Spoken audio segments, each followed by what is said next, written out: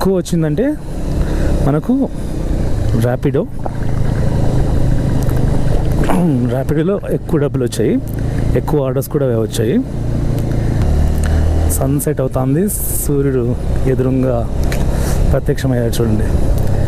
So మనకు today's earnings వచ్చేసి 1142.